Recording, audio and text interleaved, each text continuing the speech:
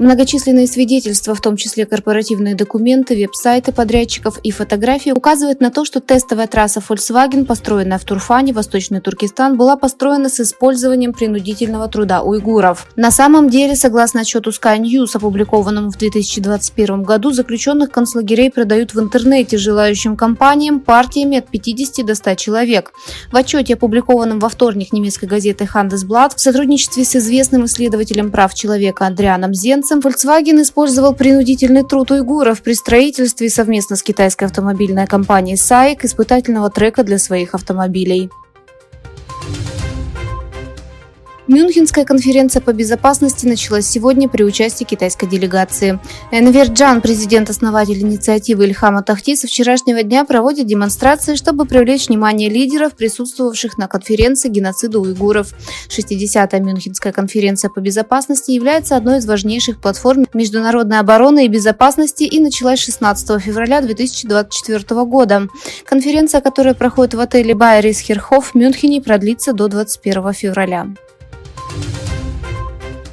С 1949 года миллионы турок-мусульман были убиты, подвергнуты пыткам, репрессиям, изнасилованиям и геноциду в оккупированном Китаем Восточном Туркестане. В частности, политика геноцида, начавшаяся в регионе с 2017 года, направлена на полное уничтожение турецко-мусульманского населения Восточного Туркестана. Кампания китайского правительства против уйгуров и других тюркских народов-мусульман в Восточном Туркестане носит многогранный и систематический характер. Ключевые стратегии кампании включают преследование по признаку личности, массовые задержания, наблюдение, принудительную стерилизацию, принудительный труд и принудительную ассимиляцию. США и Китай работают над экспериментом, который сделает штаммы птичьего гриппа более заразным и смертельным в рамках проекта стоимостью $1 миллион. Подобные эксперименты были запрещены в 2022 году на том основании, что они вызвали пандемию COVID-19. Согласно исследовательским документам, разработка включает в себя заражение уток и гусей различными типами вирусов, чтобы сделать их более заразными.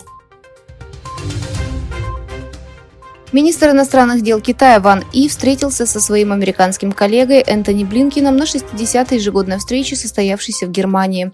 Ван И и Блинкен встретились на полях конференции, в то время как ни одна из сторон еще не получила разъяснений относительно содержания встречи, сообщает китайское информационное агентство Синьхуа.